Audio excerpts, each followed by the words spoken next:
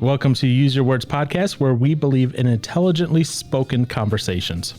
So you know, and I will admit, like I said, I can talk, or not, yeah, or not.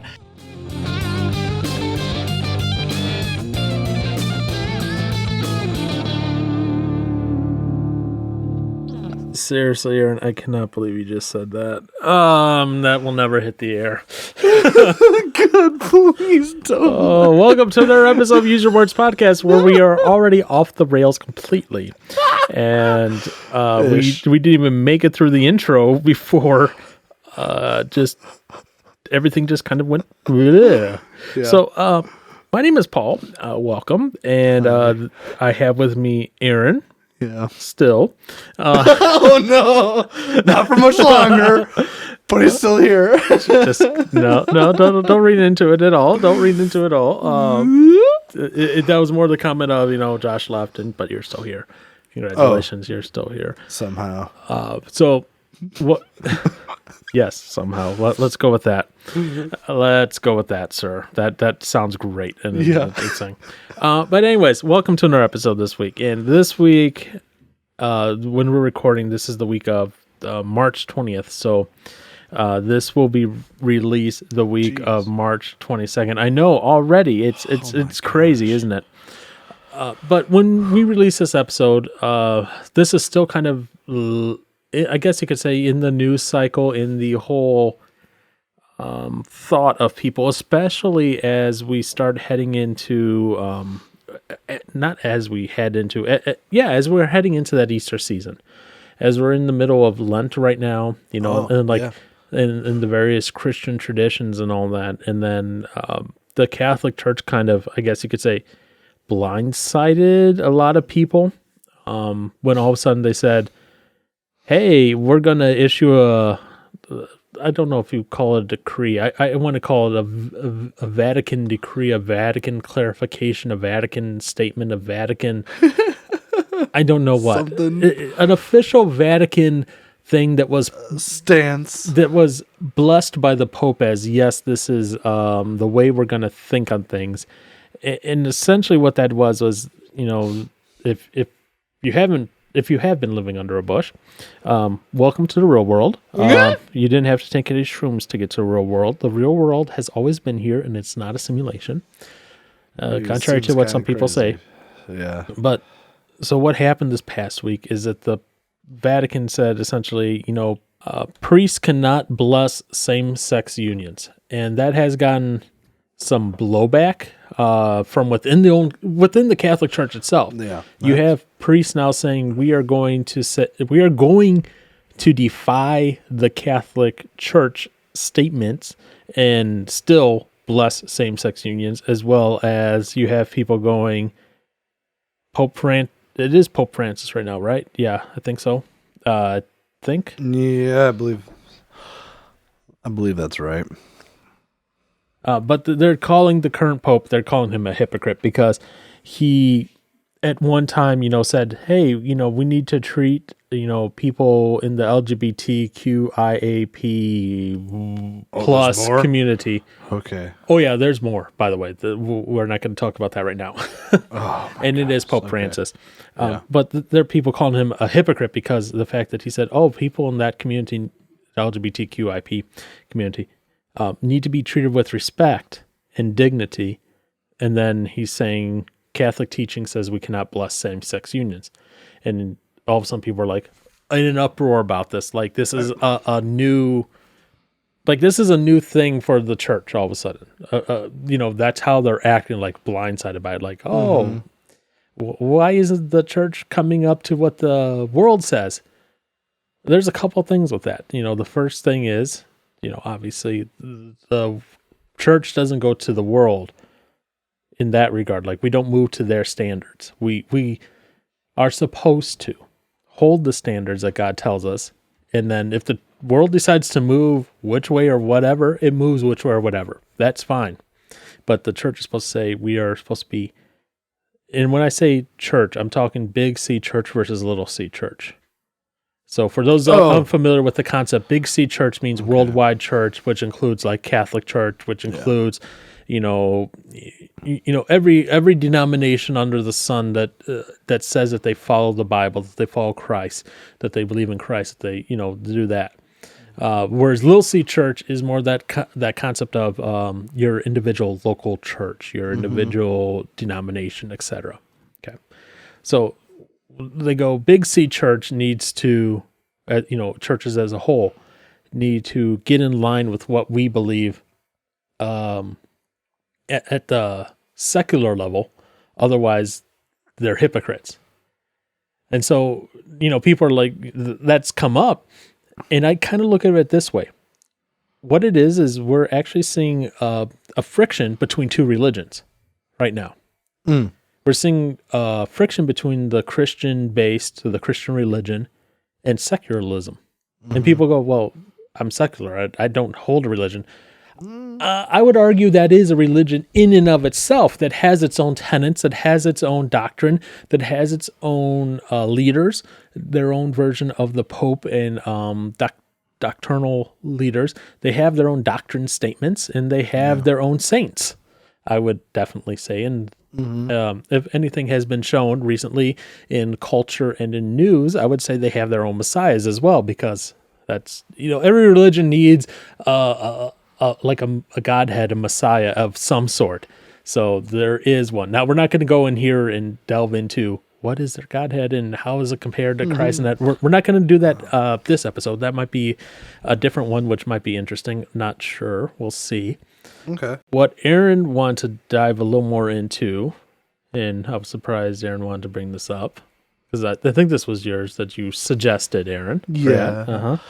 Was the whole thing about the Vatican coming out and talking that gay marriage in and of itself couldn't be blessed by the priesthood of the Catholic Church. Now, for those listening, obviously there's various denominations in the Christian religion, and outside of the Catholic Church, the other denominations such as like Baptist or Methodist and that don't necessarily, quote unquote, think of it this way, report up to the Pope. Only the Catholics do. I'm not sure about Lutherans if they do or not. I don't think they do, but they're close enough that there are sometimes things cross over and that I lose track of things. But the Pope is the head of the Catholic Church. And so that coming out, I think, was kind of a blow, and kind of took a lot of people by surprise completely. So, Aaron, since you were the one who brought it up originally, what made you bring it up? What made your thoughts on this pop up? Hearing about it. So, and one of the things honestly kind of could feed into another topic of ours that we will be talking about. As far as it just goes as far as freedoms go. But I guess I don't understand the outrage. Unless you're just uneducated and you don't know anything about the church or the Bible in general, which could be a lot of people in their defense. Maybe a lot of people don't know about what the Bible has to say about same-sex marriages and stuff like. Well, now, and this is okay. I guess this was another thing another thing as well. The thing that stood out was saying a same-sex union. Is there a difference between that versus a marriage? Like what? Or is it just another way of saying marriage? And it really depends on the part of the world you're in. Okay. Do they have same-sex marriages legal in that area? Or not? And in a lot of places where they might not have marriages legal, they'll have like some sort of legal union. Now, in this case, also don't forget they're probably coming from the fact that marriage, at least in the Catholic and the Christian mind set, is seen as something that is ordained by God for one man to one woman for one lifetime. Yep. And in that regard, the Pope might be coming at it from that framework as well as the biblical sense of marriage versus the legal sense of marriage, which would be a legal union. Right. Okay. Yeah. All right. Because I don't know. I guess my thing is about it. I mean, okay, if I don't know. I guess it just doesn't make sense to me. I guess why do you want to go to the Pope to have your union or marriage blessed? Well, it's not that they're going to the Pope. This is essentially like Or all just in okay, all the not the I'm sorry. All I guess what would you just call like priests, saints, or whatever. yeah. So just in the general. priests. So here's the thing, though. So remember, in the Catholic Church, there's a lot of sacraments you get, right? And sacraments in the Catholic Church are believed to be very important. There's the sacrament of your first baptism, sacrament of is catechism one? I can't remember. But one of the sacraments is marriage. And all of a sudden, for all the people who are now in a same-sex union, they can't receive the sacrament for marriage now. Right. And that's very important in the Catholic Church and doctrine. Yeah. So that it's like, think of it this way. It's like all of a sudden it's like, hey, you need these sacraments for whatever, like they're very important. But all of a sudden now you're incomplete. You can never have this sacrament because, you're gay and you're married. Now they didn't say anything about, if a person is, attracted to the same sex and they're not married. They didn't say you can't receive it because obviously they're addressing the fact that everyone has a sin issue that they're dealing with. I think also what's also probably getting a lot of people really upset with this whole thing as well, that I don't know if you read this part or not. Maybe not. Probably. Pope Francis claimed the Vatican could not bless same-sex marriage because God does not and cannot bless sin. Bless a sin? In other words, he's saying same-sex marriage is sinful. Yeah. So that's why he's saying they can't bless it. So I think that part more than the fact that they just won't is probably getting a lot of people also upset. Right. But I guess, oh man, I guess I'm trying to like get myself to understand as to why they care. Like, why would somebody care? Why would somebody care what? That they can't? That they can't. Oh, that they can't get the blessing because it's considered a sin. Which I mean, biblically, it would be, right? Right. Okay. I guess I just so I'm trying to wrap my mind around it. But who? Huh? You can't understand why who. Oh, I'm sorry. Like the people that are in the same sex marriage that like they're getting upset, or I guess the community. Okay. Getting upset. So let's look at it this way. And this why is they wanted to get what is I guess what's the benefit of having it being blessed? Again, if they're Catholic, right? Yeah.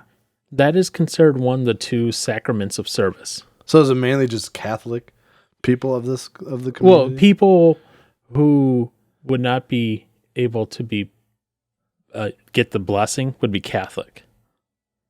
Yeah. So it's just created an outrage online. Period. From how would you put it? What they call themselves, the progressive Christians. The left-leaning Christians, whether they're Catholic or whatever. Because in one court they're going, how could the Pope be so anti-gay? How could he be so whatever homophobic and all this? On one side, right?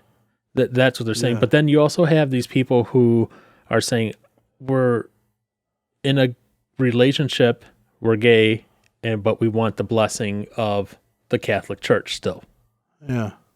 Because you do have a lot of churches, and when I say churches, I'm talking a lot of denominations, a lot of across all the denominations.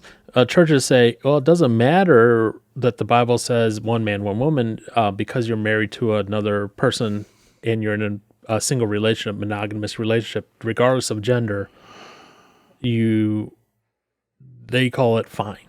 This comes back to the whole conversation of that John Cooper had recently on his podcast, where people call good evil and evil good. Yeah. Oh, yeah. You know, listen. obviously he got in trouble with it because people all of a sudden said, "Oh, he's calling Cardi B Hitler." No, that's not it. I don't know. I guess there's just so much that I don't understand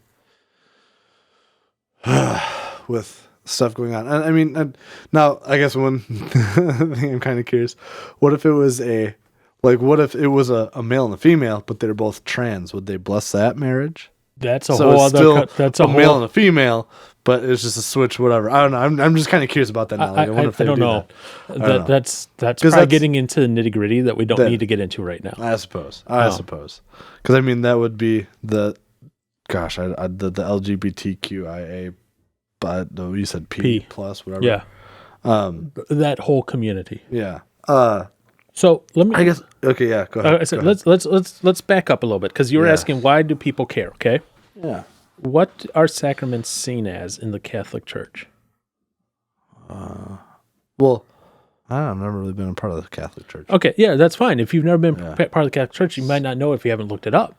So the Catholic Church teaches that the sacraments are efficient signs of grace instituted by Christ and entrusted to the Church, by which divine life is dispensed to us. That's from their doctrine. That's their statement. In other words, that's part of their, and this is where the Catholic Church definitely spins off from more of the Protestant side. The Catholic Church is a little more workspace type thing. So you need the sacraments, you need to go to confessional and that sort of stuff, right? Right. And marriage is one of the sacraments that's required to go to heaven. Well, that gives divine life to dispense to them. So that's, in the Catholic teaching, it's a very important sacrament. Mm-hmm. Now, obviously, there are people who don't get married, and that's fine, whatever. Right. Well, I'll say the priest, I thought, was not allowed to be married. Yeah. It has to live a single life. So, yeah. So, I mean, yeah, it's okay to not be married, I guess, but I guess I would consider that then my beef with the Catholic Church, saying that you having to have that sacrament in order for to have this divine, what you said, divine life. Yeah. So here's another part of it. Yeah. The Church affirms that for believers, the sacraments of the new covenant are necessary for salvation, although not are all necessary for every individual. All 7 sacraments touch all stages and all important moments of Christian life.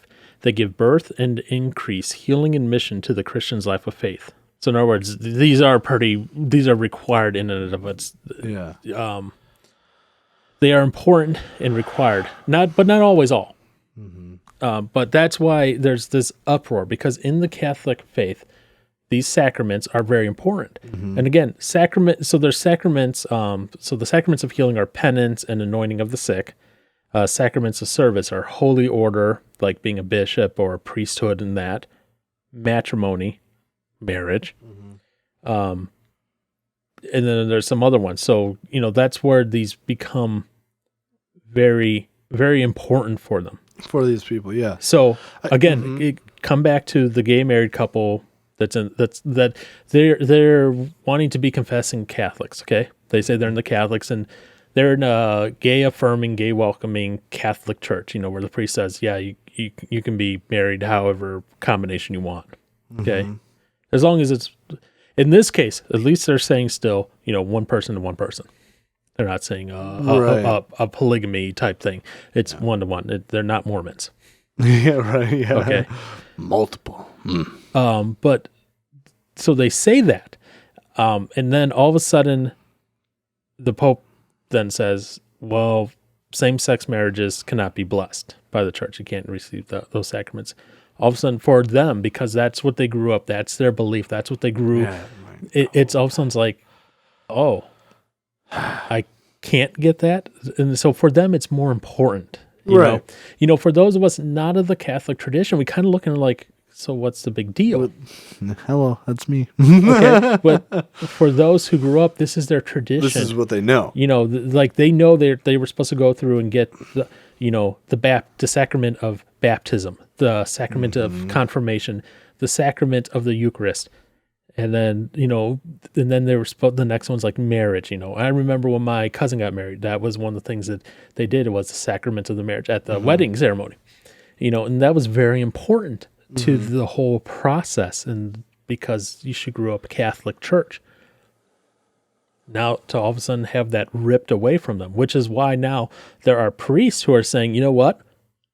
We don't care. We're going to continue to, in defiance of the Catholic Church, the Pope, say, we're going to go ahead and continue to bless these marriages even after that. Even after the Pope says God cannot and does not bless sin.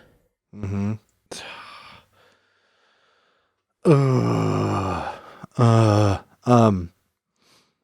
Gosh, I guess my thing is, if it's in the Bible that marriage is meant for a man and a woman,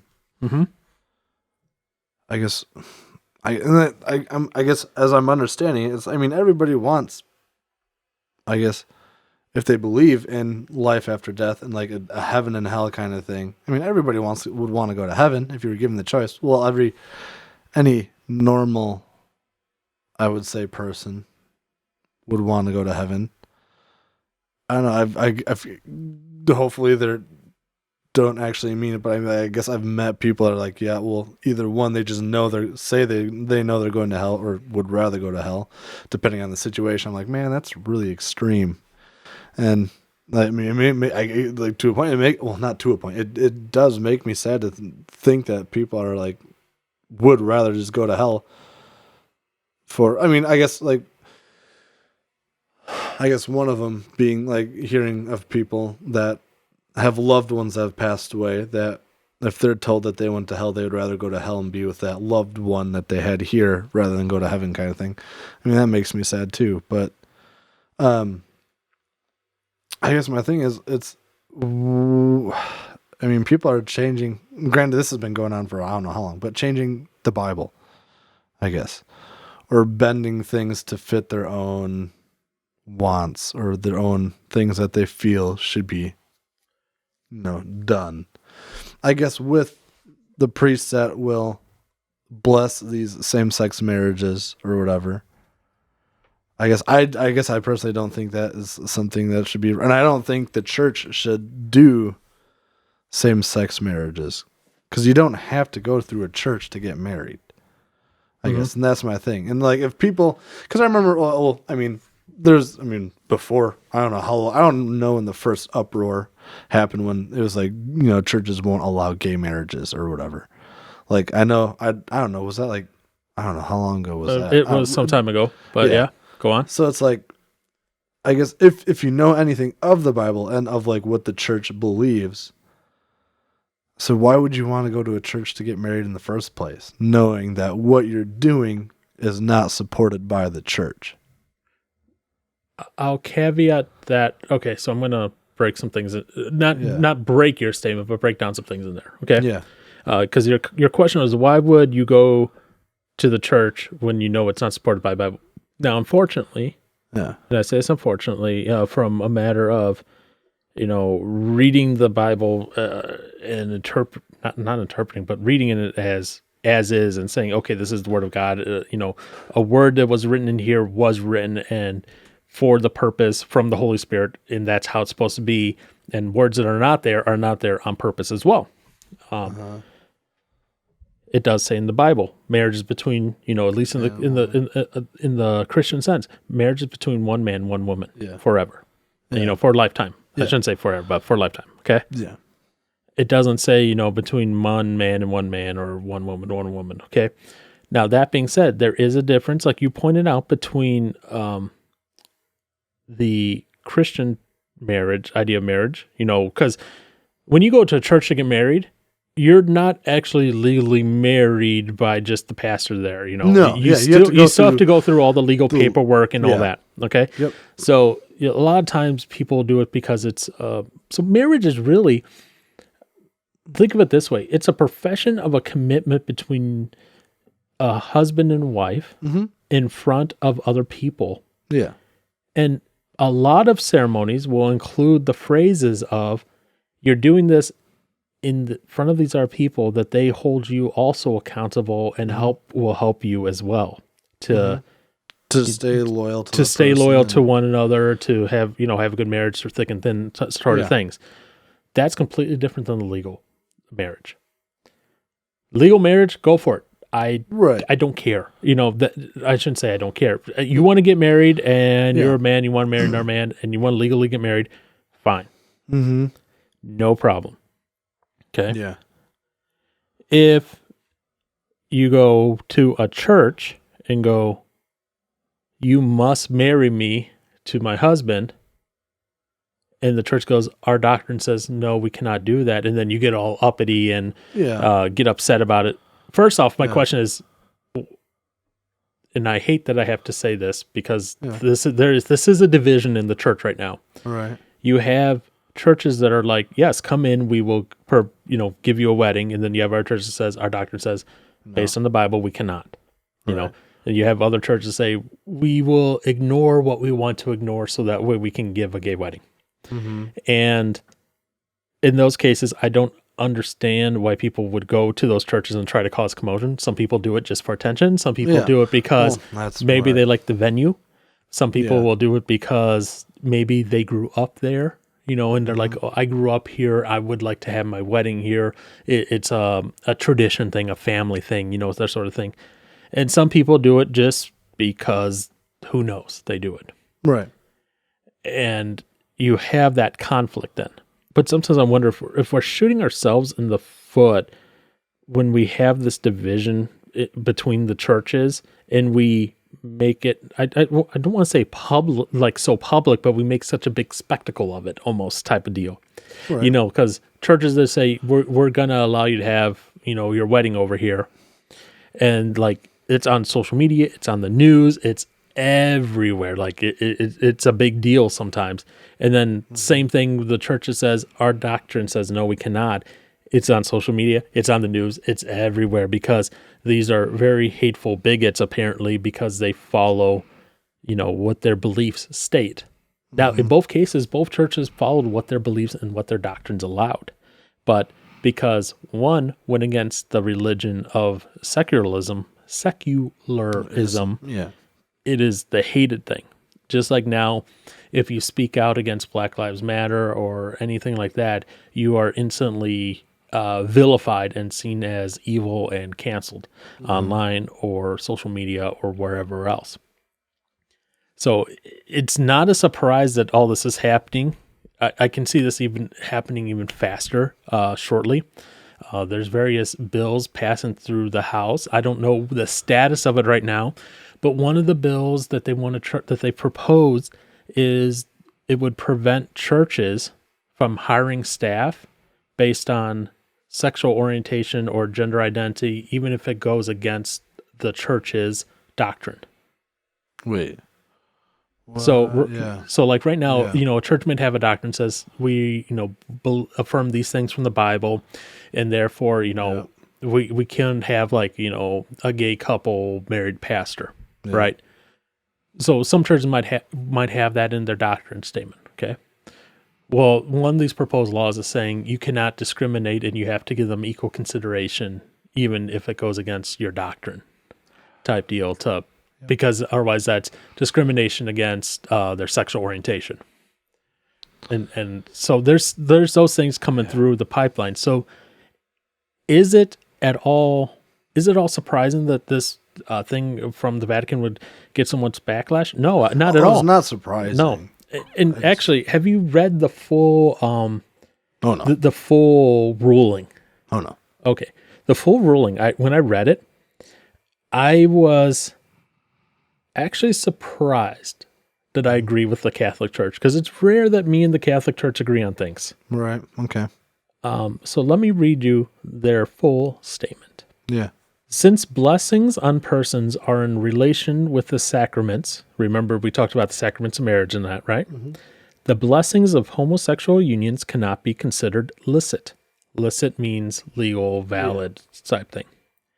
This is because they would constitute a certain imitation or analog of the nuptial blessings invoked on the man and woman united in the sacraments of matrimony, while in fact there are absolutely no grounds for considering homosexual unions to be in any way similar or even remotely analogous to God's plan for marriage and family.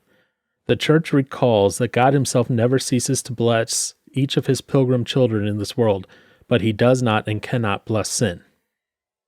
So that was the full statement from the Catholic Church in regard to this that set off the whole firestorm. Mm-hmm. So I find it interesting that in there they go right in for the heart of it. That this blessing of homosexual unions, as they call it, would constitute an imitation or analog of the nuptial invoked between a man and woman. Yeah. So I was like, wow, they really went straight for the heart of the jugular. I was like, ooh. Yeah. I was like, that in and of itself, it would make them, that in and of itself would give them the target of hate. And then they continue on and say, can't and won't bless sin. And all of a sudden, it gets ugly quick for them. Yeah. Which, I mean, no, yeah. I don't know. I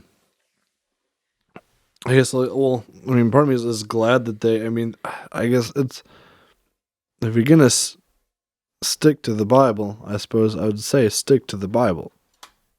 And don't let, something like blow you off or, I guess become, gosh dang it, what's the word? Gosh dang it, it starts with a T, I think. But basically where it's like you're just like giving leeway or like bending a little bit for the sake of said person, even if it goes against what it is that you believe in. Mm-hmm. I can't think of the word. Maybe it'll pop into my head at some point, but whatever. Yeah. Yeah. And so people, have been very, I want to say almost shocked on the internet that this came out of the Vatican. And the thing is, if you have followed the Vatican, I guess that's something I haven't done though. And the Pope, and this particular Pope, I should say, and his rise kind of going up and everything, this wouldn't be surprising. So before he was the current Pope, before he has the name, what is it, Pope? Pope Francis? Pope Francis, yes. Yeah. Before he was known as Pope Francis, he was Cardinal Jorge Murillo Bergoglio. He was the Archbishop in Buenos Aires. Whoa. Okay. That's, wow. So during this time as Archbishop down there as a cardinal, he was not for same-sex marriage at all. No. Like, at least from the Catholic Church. Remember, we're talking about marriage versus union. Two different distinct things. Okay. Marriage done in the church, with the religious ceremony. Yes. A blessing by God, and then in the Catholic sense with the sacrament, and a union, a legally binding marriage that's all done in the civil courts, all that. And obviously in the U.S., marriage is a combination between the two. At least for a lot of people who get married in church, it's that religious ceremony combined with the legal marriage, signing of the certificates and all that sort of stuff, right? So he was against legal marriage, but he was for civil unions. Okay. So I guess, if it's a separate thing, then because I don't see the issue with it. He even said back, when he was back in Buenos Aires, he was saying he wanted civil unions, because he wanted people in same-sex relationships, same-sex marriage, to be legally protected. Yeah. He said, and he even said, as Pope, we need to love and respect all people, regardless of their background, where they're coming from, regardless of if they're gay, whatever. And he's still standing by that statement. Right. He's just saying, as far as relationships matters in the church with the sacraments, It's like, we can't bless that. Right. And that's where people are getting That's where people are getting upset about it. Because, I mean, yeah, I guess I don't know, like, I don't know all the freedoms that are out, I mean, in the countries outside of the U.S. Because, I mean, as an American, or just whatever, yeah, everybody should have the right to get married to whoever they want to, whatever. But I guess when it comes to, and this is, part of me even wants to push it farther, as opposed to, like, even for a man and a woman to get married, like if they want not to, I don't know. What do you mean you want to push it farther? As in, like, if a couple does not, like, if a couple does not believe, or is like, if it's like a non-Christian couple, I mean, I would imagine, like, I guess, granted, for some people, it is the venue, it's the looks of everything. They might like that, as far as for a church or whatever. But there's a lot of beautiful places that you could get married in that are not a church. Okay. But anywho, going into it is like, I would, gosh, I feel like this would probably be extreme, whatever, I don't care. But it's like, I could see Christian couples getting married in churches. But I just feel like, what's the point of even like a non-Christian, like, male and female marriage? I guess I don't understand the point of wanting to get married in the church or getting married by a pastor kind of thing. If that's nothing if it's not something that you believe in anyways. Okay. So take my cousin, for example. Definitely never attends mass. But it was so important because of tradition, Latino, Mexican heritage. Tradition to a point. That she got married in a Catholic church in a Catholic wedding ceremony. And that was the only thing religious about it. Yeah. Other than that, she really never stepped foot in a church. Yeah. So even for me, it's just like, okay, like if... And so it might be the same thing for other people, Yeah. Grandpa and grandma and mom and dad went to this church. How it was done by them, so we want to do it too. And so it's expected via tradition that we go on and continue this. And even though we do not believe necessarily anything about this church, we're going to have it here because it's tradition. Yeah, I guess, and that's the thing. Like I that was one thing I kind of liked about like COVID. Also, like another thing I feel like is kind of cool is because it broke some standard traditions as far as getting married. People didn't, Josh and Amy, they're not going to have a normal ceremony. Well, they kind of did. They did. They had that one thing, the Zoom thing, whatever. I guess they did that. So they did get married in the church or whatever. But it's like some people, like, they're not going to have like some ceremony where they have the whole thing of the girl walking down the aisle or whatever and doing that whole shebang. What this it was, I heard on a podcast, but this one couple, they were going to get married, but due to COVID, like they weren't going to have a ceremony or whatever. But their friends came outside their house and they just had some like celebration outside their house for like their wedding day when it was supposed to be, and whatever. Right. Had fun, whatever.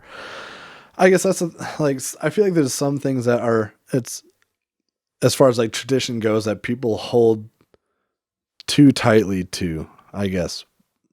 I don't know. Well, I guess it's just like, people's feelings get involved and things just get taken way too far as just being offended and getting upset about stuff, and they're making a huge deal out of something.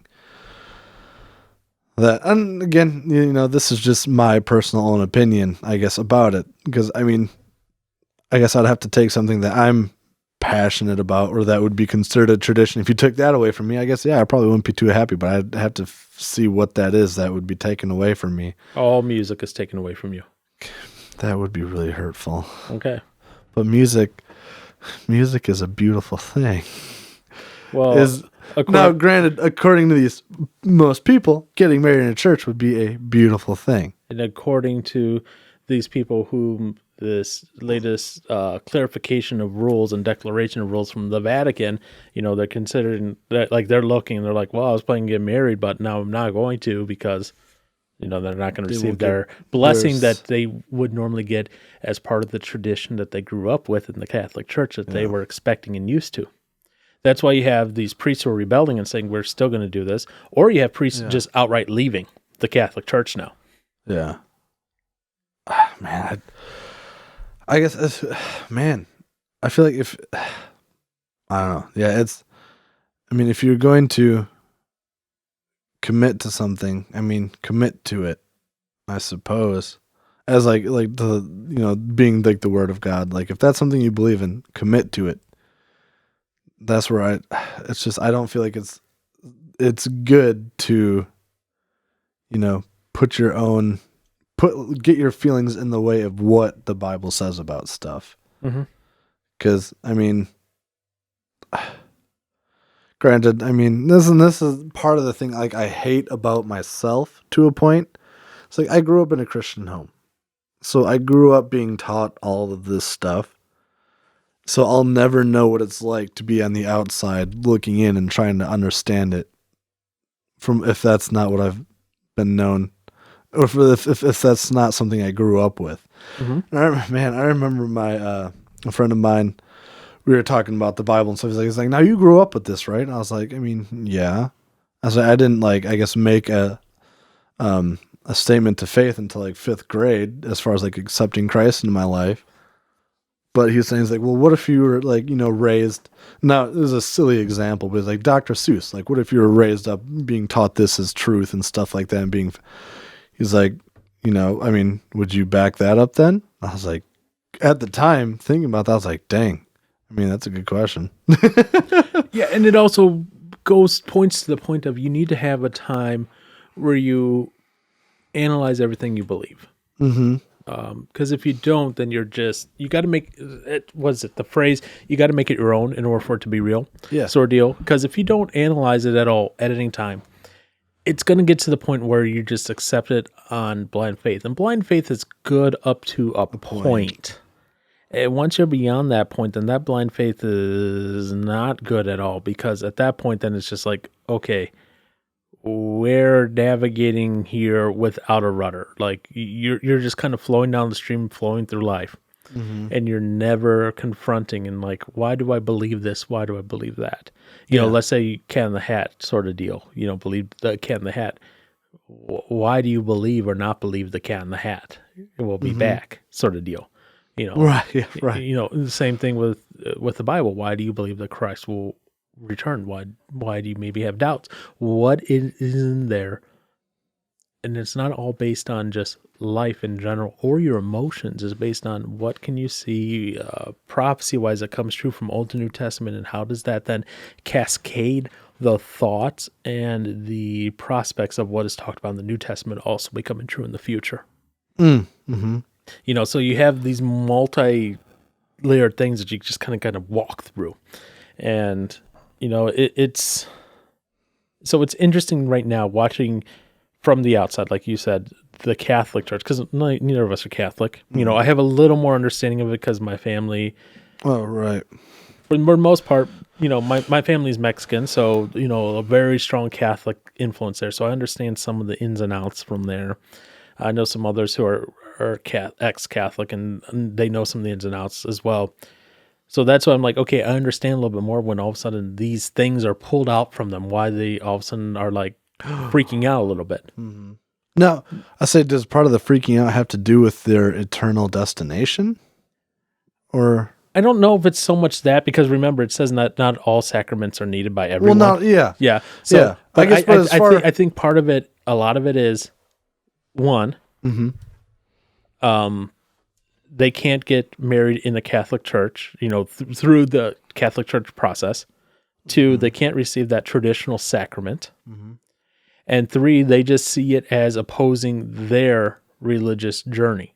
And their religious journey being either Catholic religious, far left Catholic religious, or secular religious journey. Because a lot of the things that you saw of people going, well, I don't need the Pope's permission to get married, blah, blah, blah, blah, blah. No. A lot of those people aren't Catholic to begin with. They're just commenting on it because they want to comment on it because it's the topic of the time. Right. So some of it it's both way. It's can go either or on that. Mm-hmm. But for a lot of those priests, they feel, at least the ones the interviews I read, like if they follow the Catholic Church's teaching, which they now know is the teaching that they should follow, they feel like they're turning their back on people. So they have a little bit of a conviction in that regard, because they're not able to separate the concept that you can love someone without necessarily accepting everything that they're doing. Because those are two different things. I can love someone, but I can still disagree with them. Yeah.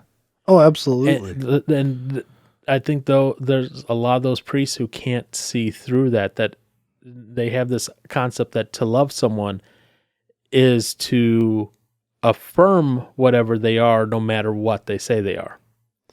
Mm-hmm. And that's what they're seeing that as. And they're not saying, look, I can love you as a person, give you respect, give you dignity, because every person deserves that, mm-hmm. regardless of how they represent, what they identify as, whatever, how they're married, whatever.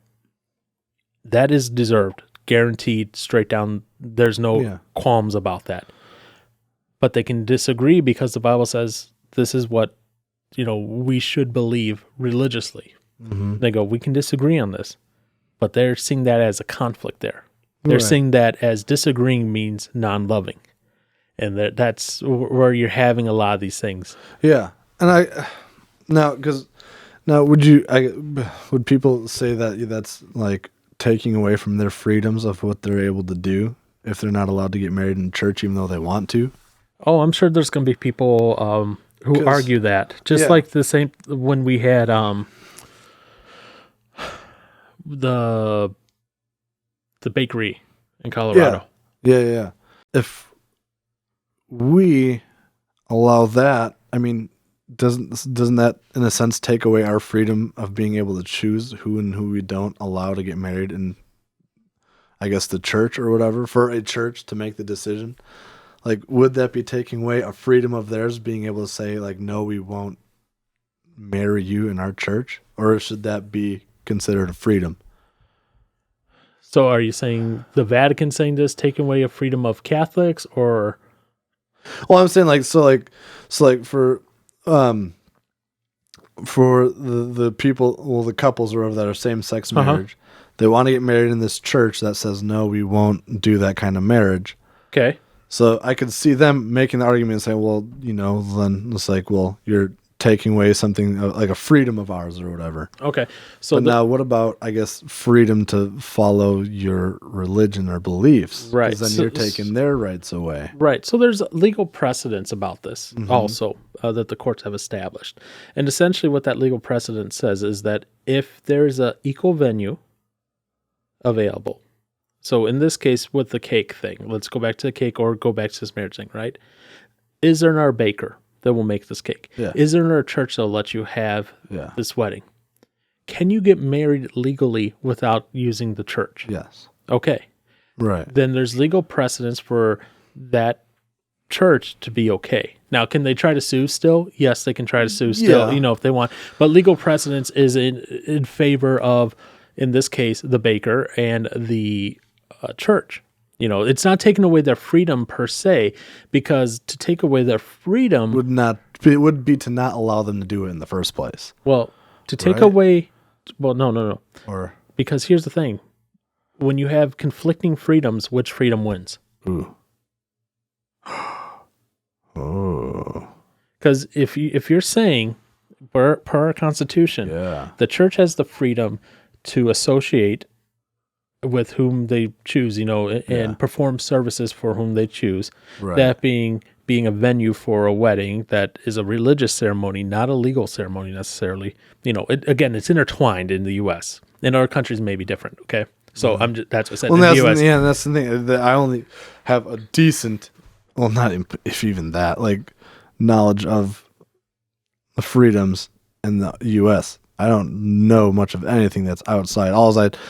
From all I can seem to hear or understand is that there's a lot less freedoms outside of the U.S. Right. Compared to... So that's why I said in the U.S., because I'm not going to speak on other countries, which I'm not aware of. Okay. Yeah.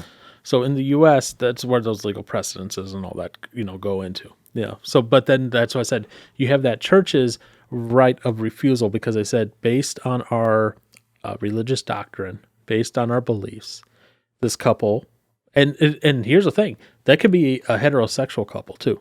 They're a couple that walks in like, oh, we just want to use this building because it's beautiful, but whatever, and the pastor goes, no, after talking with them, doctrinally we're not going to fit, we're not going to be good, we're going to have to say sorry, no, and then they can go, well, fine, we're going to sue.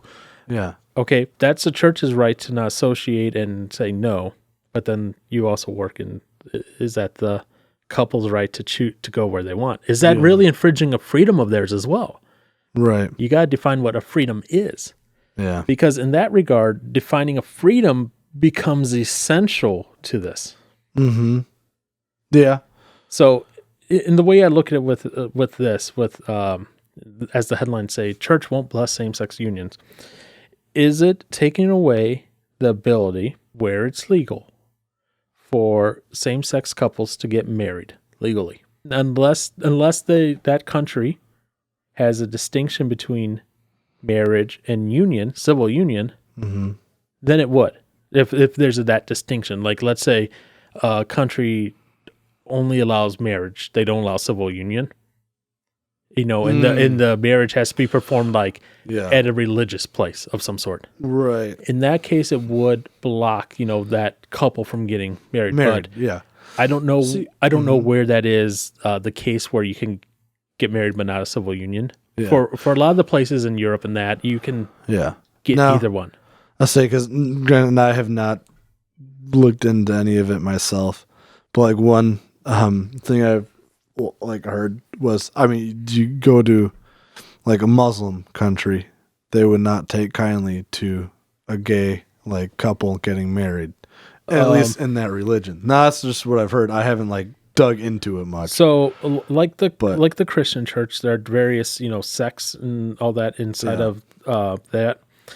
Some are going to be a little more strict, conservative than others. Just like in the same thing in the Christian church, some Muslim areas you can go in and do whatever, but some you go in as a gay couple, you just go into that area, you're putting your life in danger. Yeah. Well, and that's the scary point of how extreme it gets. It's not even talking about you going there to get married. It's just showing up. Yeah. So so I guess in this sense, it's I get obviously the Vatican Church or whatever has a much bigger, I guess, I don't know, following than that.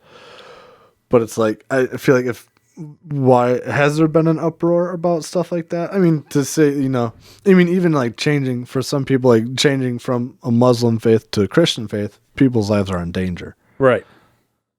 But there doesn't seem to be as much uproar about stuff like that. And part of the reason, it's just the same as, part of the reason is because they see the Muslim faith in some areas, in some instances, as a quote unquote, and I'm not saying minority based on race, I'm saying minority as in numbers, the minority. Yeah. So when you're the majority, number wise, big C church, you're scrutinized probably a lot more because you're in the public eye a lot more, and it's easier for you to be in the public eye. Yeah. And then also some places just don't get criticized. People aren't criticizing China over how they're treating the Uyghur Muslims. Yeah. They should be. That's a big thing, and I don't care that they're Muslim in that regard. No one should be treated like that. Correct. You could say, oh, it's a group of serial killers. I go, still, you should not be treating people like that. Well, no. And I get it. A group of serial killers should still serve their time, do their justice. It'd be nice to hold people accountable to the actions that they commit, but that doesn't always happen. So ultimately though, I find this funny. The outrage that's happening over the Catholic Church is actually holding to doctrine that it's had for years. Yeah. And that doctrine has never changed. Now, people have been hoping that would change with Pope Francis. In fact, what was it? I think, there was a a magazine. It was called, so there was a magazine called The Advocate. It's an LGBTQ plus organization. And they made Pope Francis their 2013 Person of the Year because Pope Francis said in that year that the Catholic Church ought to welcome and love all people regardless of their sexual orientation, which is a true statement. Mm-hmm. Nowhere in there does it say, and marry them or give them sacraments of blessing. It says, no, be welcoming, loving all people. You come into the church as whatever, a gay couple, a straight person, a single person, a married couple. You're welcomed and you're loved. Just because you're welcomed and you're loved doesn't mean you get everything. And people go, "Oh, that's just hate," Yeah. But that's following doctrine. That's following church doctrine. That's following teachings of the Bible. And I think that's what people hate is, again, we're coming down to a religious war. Oh, yeah. And people are like, "Oh, Pope Francis, he's so progressive." And they don't realize that, he is against, I shouldn't say against, he strongly discourages anyone who has same-sex attractions from entering into the clergy. He says that, transgender should come to the church, yes, but he strongly is against gender transitioning. He calls gender transitioning a sin, actually. And he's strongly against gender theory, comparing gender theory to nuclear arms. It's a strong comparison. So, people are like acting all surprised all of a sudden when this is him. This is how he has always been. He's being consistent in his statements. And the church, as much as I may disagree with the Catholic Church on things, is being consistent in the statement doctrinally, and is being consistent in its statement according to the Bible as well. Yeah. Which I would say is good. Then I know like how the Catholic Church is based. Some has like a basis on works as being a big part, and the Catholic Church has had its faults through years. Back in the olden days, you used to have to pay alms, which is you would pay so much money to Catholic teaching wise. Let's say Grandpa Joe just died. Oh no! You would go to the priest and give the priest so much money to ensure that his soul would go to heaven. Yeah, so that is dirty. So that was an old teaching of the Catholic Church. Now let's be frank and honest here. Lutherans, Baptists, and all that, we all split off in one way or another from the Catholic Church. We all have that shared dirty history, with us. So it's not like we can go, "Oh, we're 100% clean." No, we've all done stuff. No one's clean. But for people to get in an uproar that, the Pope says this, that is the doctrine. Yeah. That is the doctrine of the Bible. Yeah. Sorry. Yep. That being said, if you want to get married, in a civil union, which offers you all the same legal protections, and you're like, "Hey, we're going to do this on beachfront property or whatever," go for it. Just, you can't necessarily go to a church and say, "We want to use your building." The church can say, "Sorry, we don't want to. We won't allow it. We won't allow it." And that's, and there, like I said, there are churches, which I disagree with, okay? Right. That in their doctrine, they acknowledge and affirm and say, "We will do gay marriages." Again, I disagree with them. I think they're manipulating things. They're in the scripture because they want, what they're doing is they're taking what they want emotionally and turning that into their reality instead of taking their reality and tempering their emotions based on that. Yeah. Yeah, emotions are a dirty thing at times. It can really make things messy. Yeah, of course it can. Yeah. Again, because and that's the thing. It's like it's not. I'm not just like saying like the gay community. Like, if a church denies them the chance to get married in a church building or whatever, I guess I'm not saying that it should be only for them.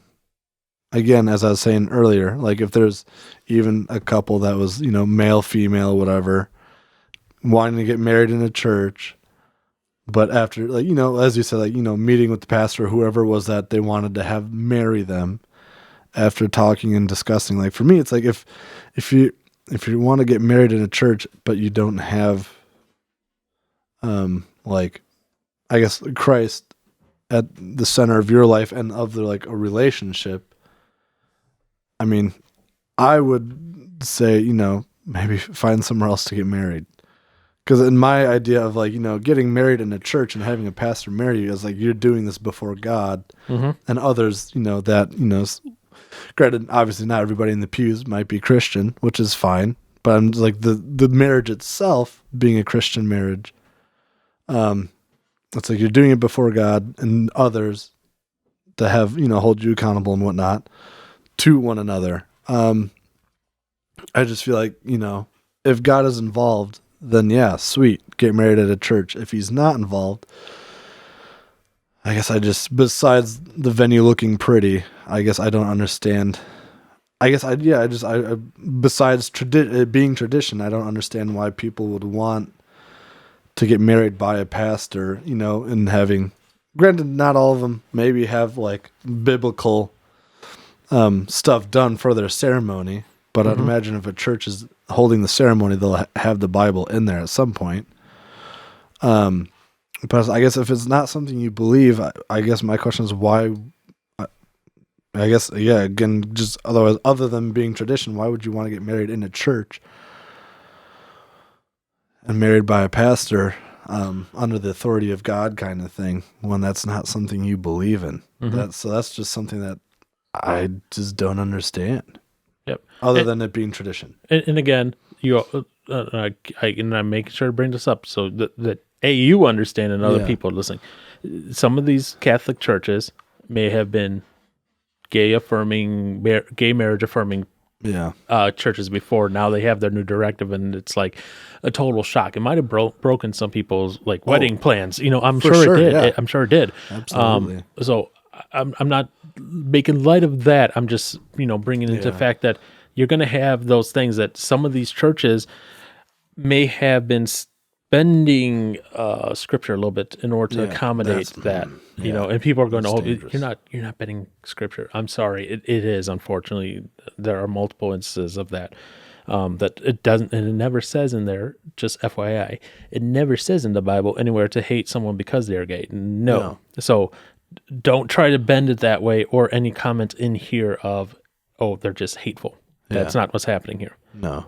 Now, I will end with this little statement as well. It would be this would be a very different conversation if the Vatican said the church should not allow gay people to enter the church, or to come in. That's a whole other conversation, and absolutely. I think at that point, if people were in uproar, that would be right to be in an uproar over that. Correct. Because at that point, you're being very exclusionary on people who could even come to find Christ. Yeah. And and so it's at that point you're like, okay. And some people will be like, well, how can you distinguish between saying you can't bless marriages, but you can welcome them to come there? There is a difference, big difference. And there's also, again, like I said, sometimes it's just tradition, like with my cousin. And then, of course, if it's tradition, you're probably, have you ever seen the musical Fiddler on the Roof? Oh, no. That's one of the big songs in there. Is it really? Tradition. Oh.